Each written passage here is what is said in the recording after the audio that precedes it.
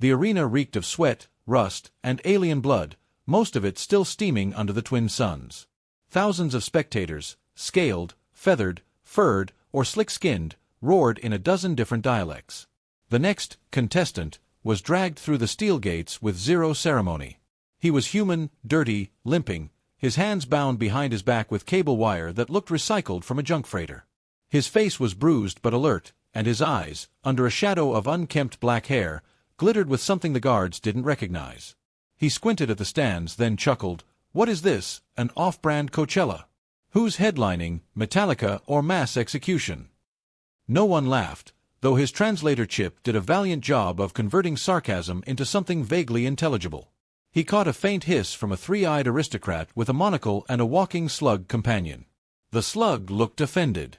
From the announcer's platform, a tall Karathi, 8 feet of robes, ego, and an overclocked vocal modulator, lifted a finger. "Behold, the final challenger of today's blood cycle. A creature from Sector 12, blue primitives of the Sol system. You know them as humans."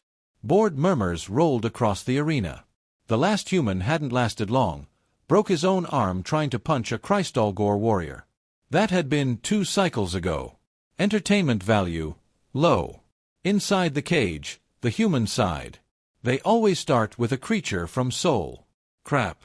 Never a warm welcome. His voice was calm, even amused. One of the guards leaned in. "You're about to die, Terran. Don't you fear the Picari?" The human looked up at the towering brute. "Buddy, I once had a landlord named Mrs. McGrath. She charged me triple rent for breathing too loud. I've seen worse than a space rhino with mood swings." That earned a blink, then the guard shoved him forward. His cellmate, if you could call someone you met during 2 holding shifts a mate, was pressed against the gate bars, watching. Thin, wiry, and blue, Xanter belonged to the analytical species Rei, who evolved deep underwater and had the personality of a nervous librarian. He whispered frantically, "You must run. When the gates open, roll left. There's a crevice in the wall." Sometimes the Picari gets confused. The human tilted his head. "Appreciate the tip, Flounder, but I'm not a runner." "You're mad. You've accepted your death." He shrugged. "Let's just say I have a complicated relationship with it. What's your name again?" "Xanter. Xanter of the Ice Spine Reef." "Cool. I'm Jason. Jason Briggs. Earth. Brooklyn born. Grew up throwing rocks at cop drones for fun." Jason's smile faded as the inner gate behind him hissed open. The ground trembled. The Picari emerged like a bad memory. 12 feet tall, 6 legs, 2 tusks, and an armored hide designed by evolution and bad intentions. Its saliva melted stone. Its roar knocked dust from the pillars. "Ah," Jason muttered.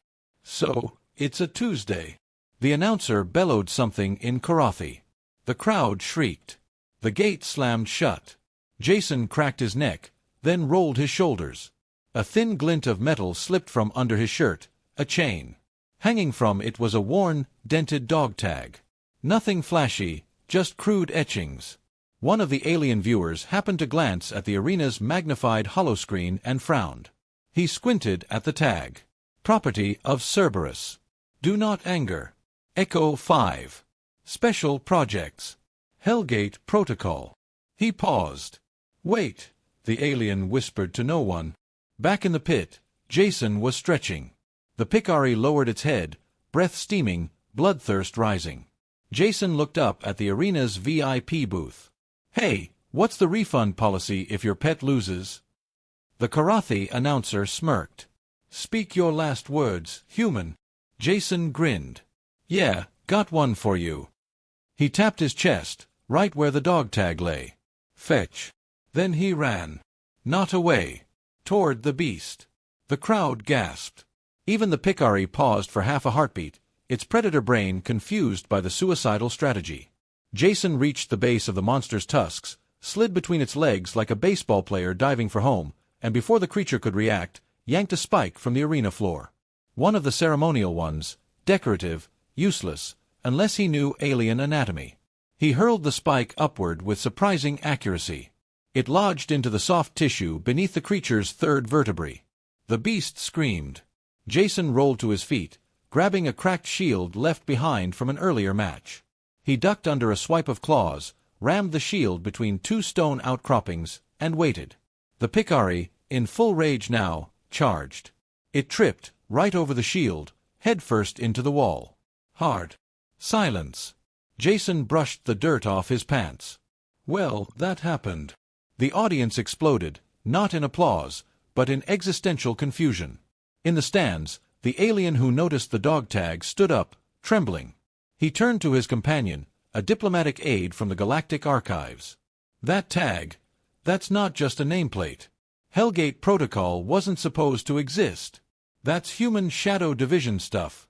That's classified beyond burn level. Are you sure? Positive. The Cerberus program. It's like if Earth had a boogeyman, and then gave it clearance. Below, Jason climbed on top of the unconscious Picari. Yo, does this mean I get a prize, or is this more of a die slowly anyway kind of setup? The Karathi announcer was frozen. Back in the cell block, Xanter stared through the bars, unblinking. Jason swaggered in moments later, flanked by two dazed guards who looked like they weren't entirely sure if they'd escorted him back or if he'd walked them there. Xanter stammered. That was not possible. Jason flopped onto the bench, exhaling. Possible? Just a fancy word for boring. What are you? Jason pulled the dog tag out and stared at it for a long second, then tucked it back in. I'm the guy they threw into the wrong cage. The cell fell silent. Somewhere, alarms began to buzz faintly, subtle warning tones that the arena system couldn't interpret, but Jason could. He smiled without humor. The council had no idea what they just dragged into their ring. And they haven't seen anything yet. Hello, my friends. Welcome to the Cosmic Conquerors channel. Before we start, I hope you subscribe to the channel and hit the bell so that you receive all the new content, and also share the story with your friends so it reaches as many people as possible. And if you have a story, write it in the comments. Maybe we'll choose one to narrate in the next video. Let's start the story. Pay attention, because there's a small detail that might change your entire perspective and awareness of life. Are we even sure it's dead? The technician asked, voice trembling as he stared at the screen. The feed from the arena hovered above the table in high resolution. The Picari's body, limbs sprawled, one tusk cracked, drool sizzling against the stone, wasn't moving. No breathing, no twitch, no regeneration. Just a large, angry corpse. It has to be, muttered High Analyst Drac, gripping the sides of his data tablet. It was grown to survive asteroid impacts. What kind of species teaches its offspring to kill something like that with a shield and a stick? The answer, of course, was one the Galactic Council had spent years ignoring: humans. In the cell block, Jason Briggs reclined on the bench, tossing a dented bolt into the air and catching it with casual ease. His wrists were still cuffed, but he could have picked the locks 10 minutes ago. He just hadn't decided if it was worth the effort. Xanter hadn't blinked in over 3 minutes. They're saying your fight has already been rebroadcast across 5 sectors. Jason shrugged. Cool. Maybe I'll finally get verified. You mock this. No, Jason said, catching the bolt mid-air. I just grew up watching American gladiators and monster truck rallies. Big, loud, dangerous. That's Tuesday night entertainment back home. But the Picari was bred for centuries. Bioalchemy. Selective DNA encoding. It was designed to defeat elite champions. Jason smirked. They should have designed it not to trip on its own horns then. Xanter opened his mouth, paused, and then sat down. You're not just a prisoner, are you? I'm definitely in a prison, Jason offered. No, that tag. The name. Hellgate Protocol. Jason's eyes flicked toward him, all humor gone. You don't want to go poking around in that file, Zany. Sure. At that moment, alarms blared, short, sharp pulses that bounced across the corridor like a war drum. The lights shifted to red. Jason stood. You didn't escape, Xanter said quickly. Did you? Nope. But someone up top's panicking, which is usually what happens about 24 hours before someone important decides I'm too dangerous to live. A dozen floors above, inside a war room paneled with obsidian and outfitted with tech older than some stars, 6 council members stood in a semicircle around the enhanced holographic replay of the arena fight. They watched it again and again, frame by frame. "This movement," muttered Councillor Rex, pointing at a moment in the recording. "The way he rotates his body. Do you see? The stance, that Centurion close combat. Impossible." "Impossible," said another, a bipedal fungal named Sullen. "Humans never had contact with Centurions."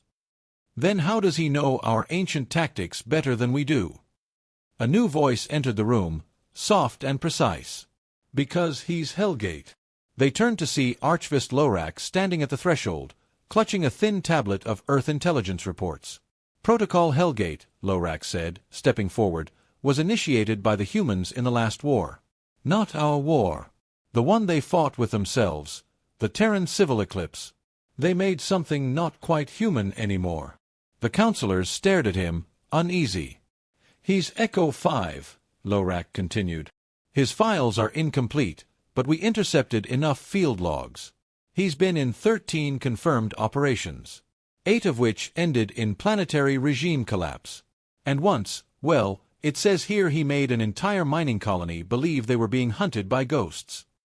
"What?" Sullen blinked.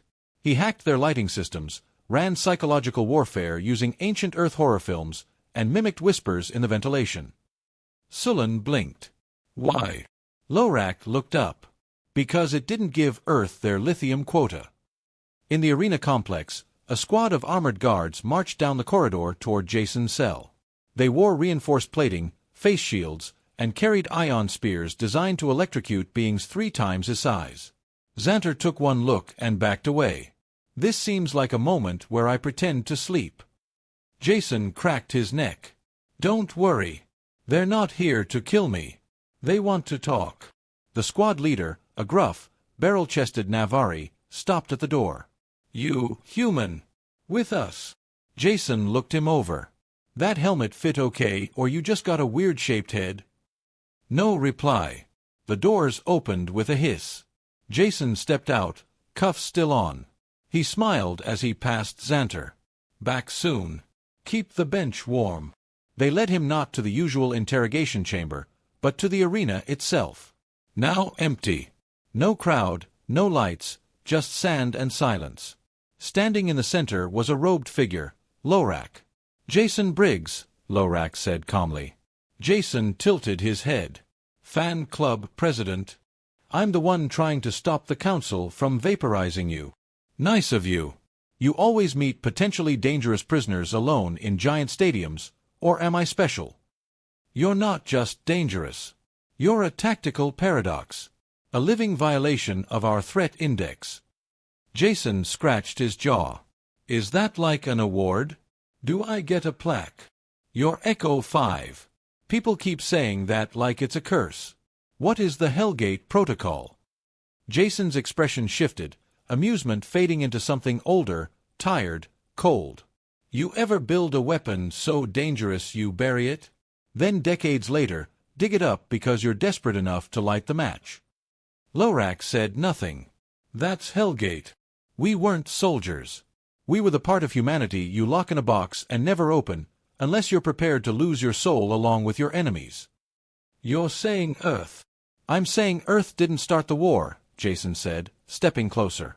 "But when it ends, we're usually the last one standing. And no one sleeps well after that." They stared at one another in silence.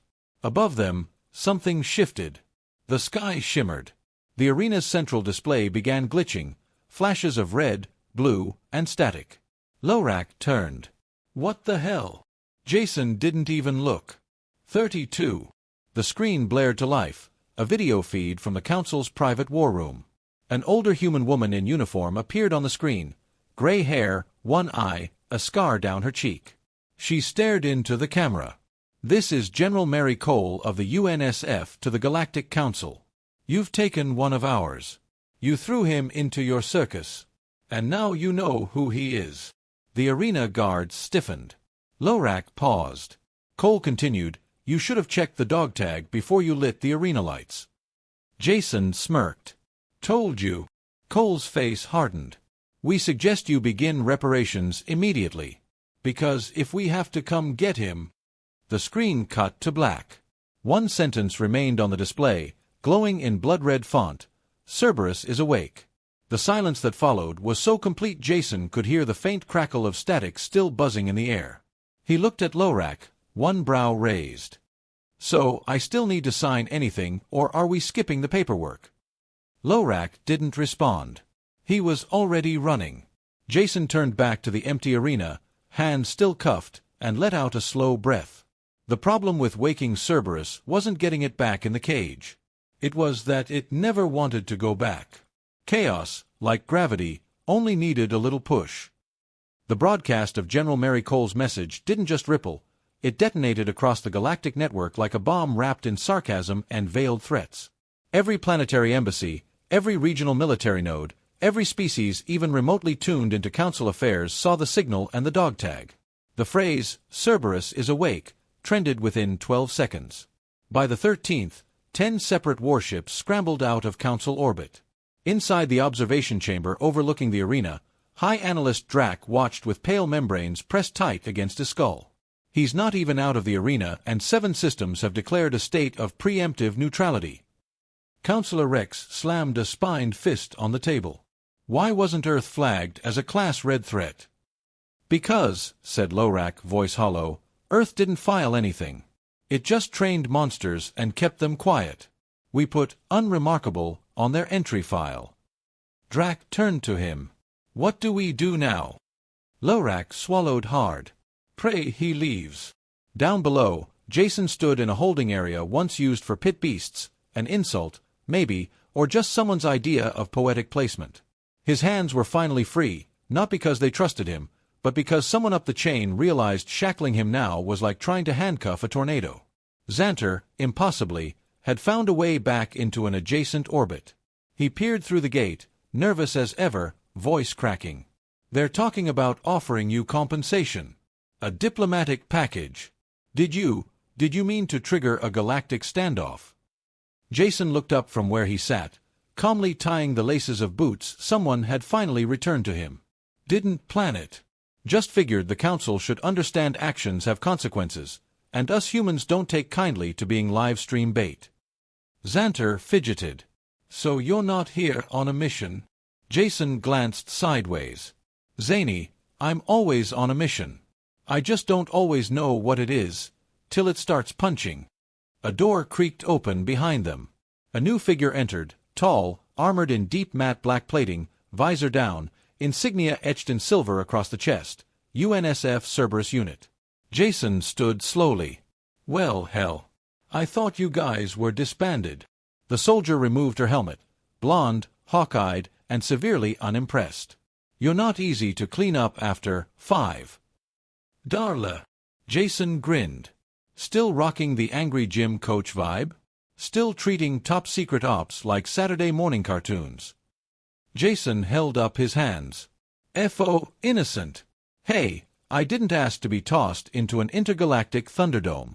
I just made the best of it. She approached, tossed him a small black device. Authorization beacon. Once it hits full sync, we ghost out. Council won't be able to track you or us. Jason caught it, inspecting the blinking green light. You didn't come alone. No, Darla said. We brought the van. Jason raised an eyebrow. The van wasn't a van. It was a term the old Cerberus team used for something far worse. Orbit drop kill pods with AI-managed artillery and zero diplomatic filters. Why now? Jason asked, softer this time. Darla looked at him, frown deepening. Because Cerberus isn't supposed to exist. Because you being seen makes you real. And because the galaxy doesn't need to know Earth still keeps wolves on leashes. Jason said nothing. The air between them filled with memory of a time before they were ghosts, before war turned them into bedtime warnings whispered by Earth's enemies. Footsteps echoed from down the hall. Another group of guards, less armored this time. One held a scroll, the kind they used for formal declarations. Jason rolled his eyes. Ah, it's bribe o'clock. A slug-like council envoy slithered forward, smoothing the scroll. Jason Briggs. You are hereby offered full exoneration, a diplomatic escort off-planet, and... Jason interrupted. Let me stop you right there, Stretch. You don't get to torture people in front of a crowd and then offer an exit package like it's a cruise voucher. You're a destabilizing element, the envoy replied, barely hiding his disdain. A wild card. Your mere presence is causing disruption. Jason smiled, slow and predatory. Good. That means I'm doing my job. Xanter blinked. What is your job? Jason tilted his head. To remind the galaxy we're not the ones who flinch. The beacon in his palm pulsed, fully synced. The chamber walls vibrated slightly. Above, the sky cracked. One by one, cloaked black ships uncloaked in the upper atmosphere. No insignia, no IDs, just sleek, ominous shapes painted matte to avoid light reflection. The van was descending. Fast, loud, and deliberate. The envoy looked up. You would threaten us with war? Jason didn't respond. He didn't have to. Darla's voice came in over comms. Extraction in 90. Get moving. He turned toward Xanter.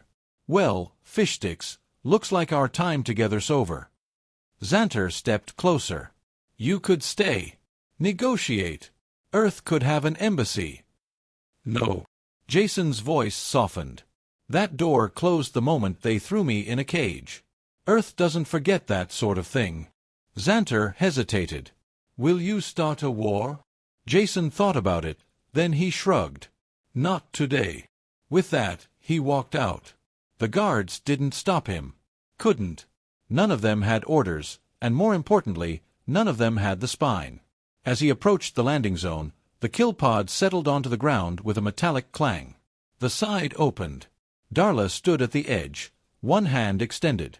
Next time, she said, maybe try blending in. Jason took her hand, pulled himself up, and grinned. I wore the ugly jumpsuit, didn't I? The pod door closed behind them. As they ascended into orbit, Jason glanced out through the viewport. The arena shrank beneath them, distant and insignificant. They'll come after us, Darla said. Jason leaned back against the wall. Let them. Maybe this time they'll learn why we put Cerberus to sleep in the first place. Above the planet, black ships shifted in formation, vanishing in a hyperspace shimmer. But the message had already been sent. Earth wasn't primitive. Earth wasn't helpless. Earth had a name, and that name was Echo 5. And Echo 5 was awake. Space warped around the Hellgate fleet like heat over asphalt. Cloaked hulls slid through the void, black, silent, utterly without heraldry. These were not ships built to inspire awe, they were built to end things. Each vessel pulsed with suppressed kinetic energy, like a beast pacing in a cage. Inside the command drop pod, Jason sat with his back to the hull, helmet resting beside him. The air smelled faintly of graphite, old burn marks, and gun oil, Cerberus nostalgia. Across from him, Darla cleaned her weapon with mechanical precision, not looking up. They're mobilizing, he asked. How many? 6 fleets. 10 blockade corridors.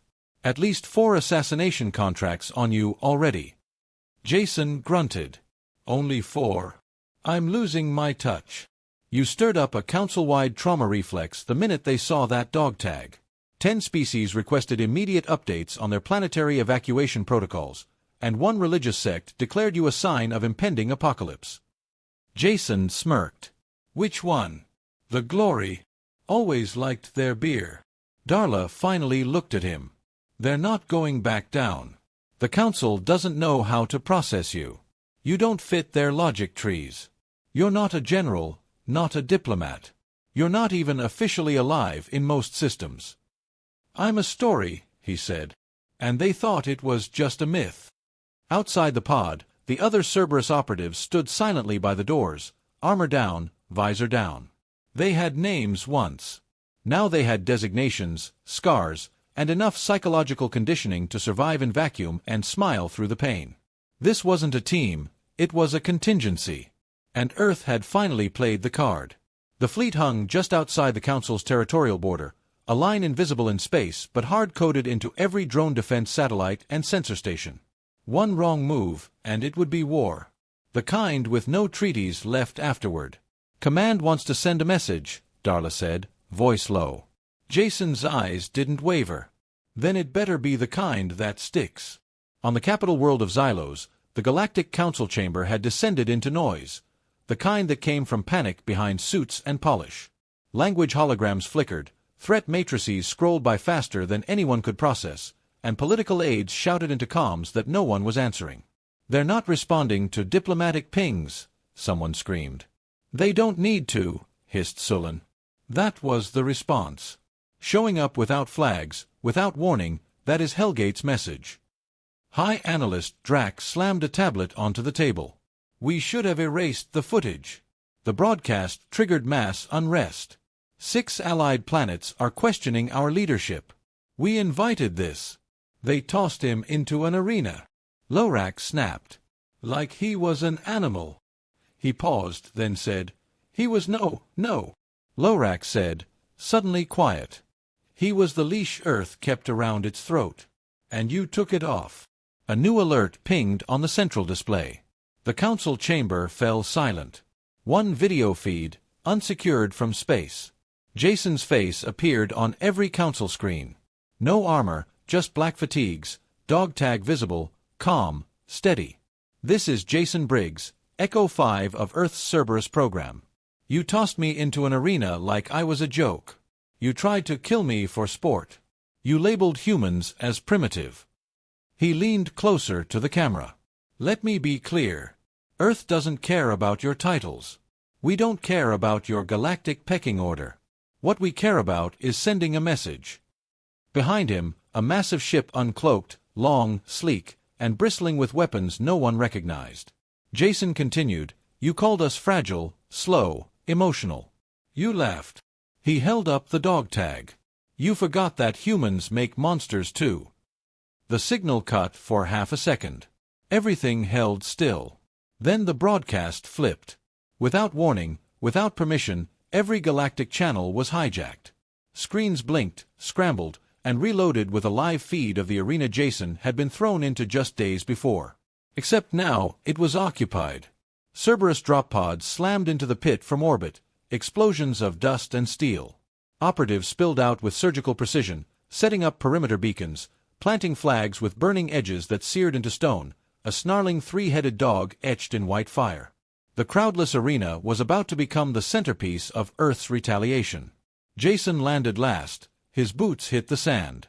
His voice echoed across the feed. "This was the stage where you humiliated us, so we claimed it. Effective immediately, this arena is now Earth territory, under Article 9 of Intergalactic Prisoner Rights. You wanted a show." He drew his sidearm, a custom-modded, recoil-dampened kinetic revolver with no business being this elegant. "Here's your finale." Around the galaxy, viewers from every species watched as Jason raised the revolver and fired into the arena wall. The shot didn't just impact, it imploded, collapsing a 30-meter section of the reinforced structure. A symbol glowed behind the shattered wall, the Cerberus insignia, now broadcasting Earth's claim in over 90 dialects. In the council chamber, someone whispered, "They've occupied council soil." "No," Lorak corrected, voice hoarse. "They've consecrated it." Later, as Jason stood at the top of the arena wall, Darla joined him, visor off. "They're not going to forgive this. They weren't going to before. You really think this changes anything?" Jason looked out at the horizon where Cerberus operatives were wiring the broadcast nodes and turning the arena into a living monument.